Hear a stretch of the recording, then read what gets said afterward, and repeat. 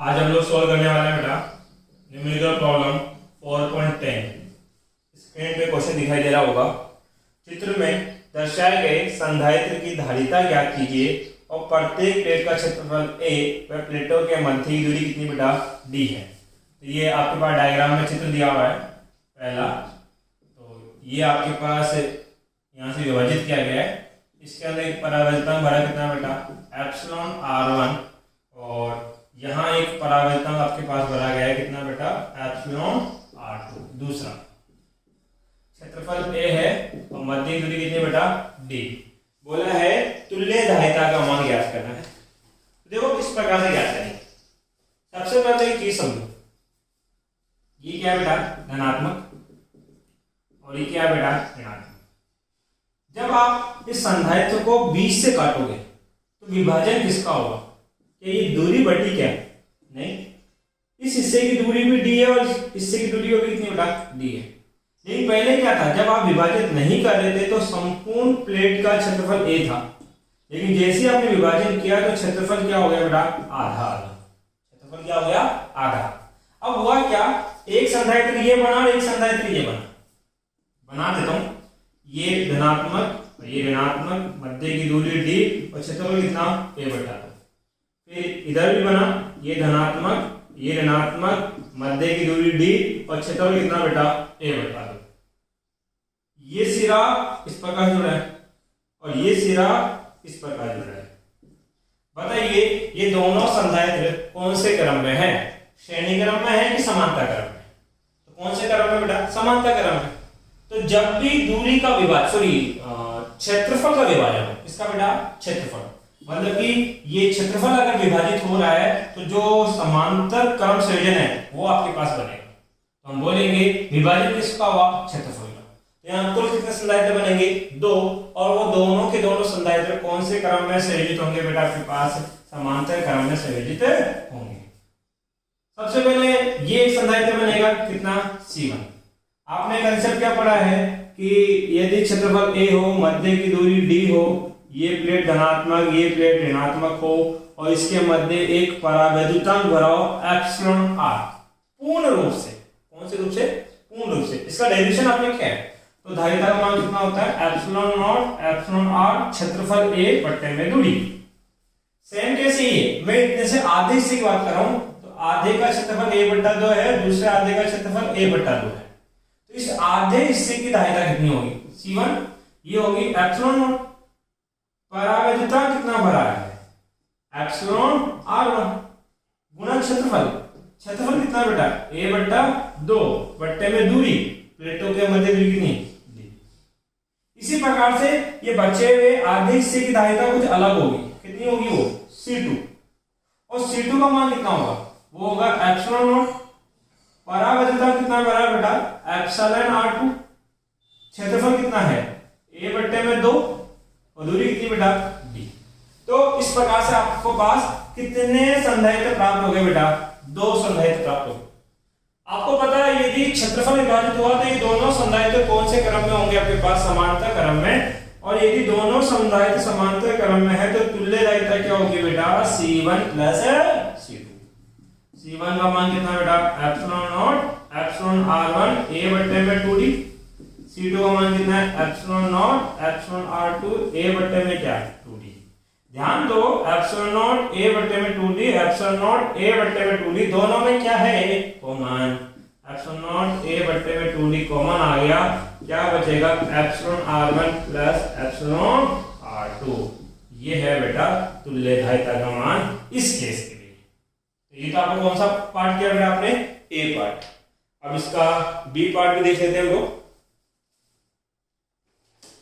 यहां तक एक बार पॉज में क्या बता लीजिए।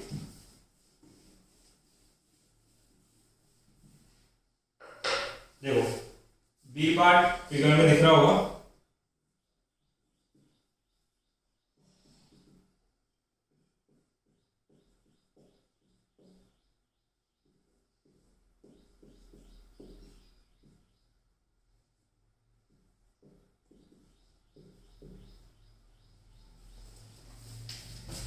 देखिए इस बार विभाजन इस प्रकार से किया गया है।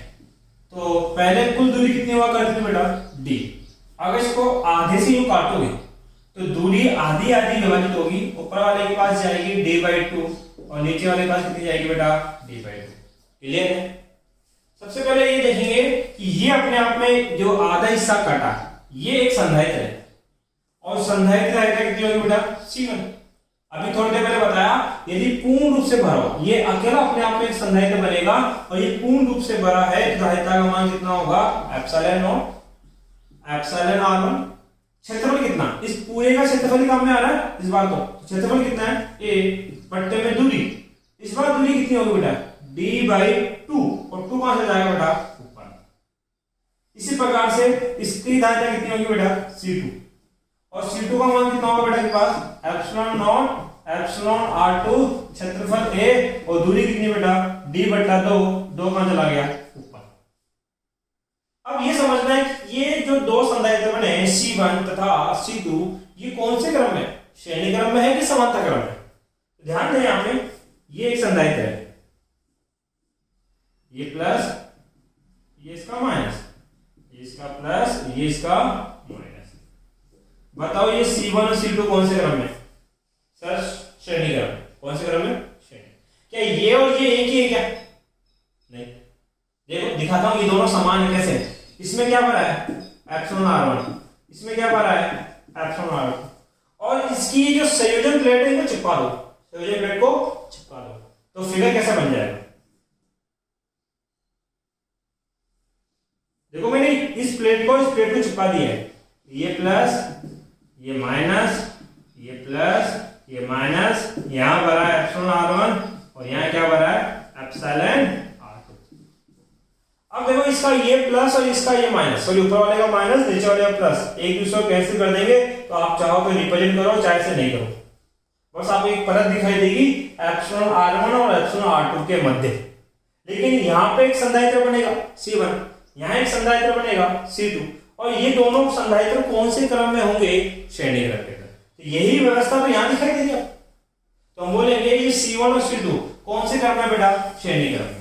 और आपने श्रेणी क्रम में पढ़ा है कि तुल्य धारिता कितनी होती है, तुल्य धारिता होती है C1 गुणा C2 upon C1 plus C2। C1 का मान कितना है बेटा, 2 epsilon not epsilon r1 a बट्टे में d। C2 का मान कितना है बेटा, 2 epsilon not epsilon r2 a बट्टे में d डिवाइड बाय, इन दोनों को योग करो C1 प्लस C2। C1 का मान आप रखो 2 epsilon not epsilon r1 a बट्टे में d plus 2 epsilon not epsilon r2 a बट्टे में क्या, d।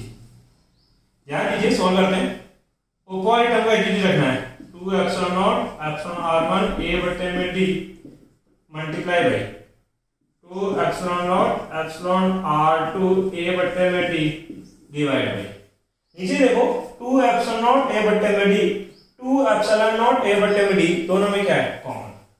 2 एप्सिलॉन नॉट a बट्टा d कॉमन आ गया, क्या बचा, epsilon r1 plus epsilon r2। 2 epsilon not a बट्टे में d, 2 एप्सिलॉन नॉट a बट्टे में d कट गया, तो बचा क्या आपके पास, c इक्वल बराबर, यहां देखो 2 एप्सिलॉन नॉट a बट्टे में d, 2 एप्सिलॉन नॉट a बट्टे में d, एप्सिलॉन r1 यहां बचा और एप्सिलॉन r2 यहां है, तो एप्सिलॉन r1 एप्सिलॉन r2, और नीचे बट्टे में क्या बचा, epsilon r1 plus epsilon r2, epsilon r1 plus epsilon r2। It is our answer. समझ में आया बेटा।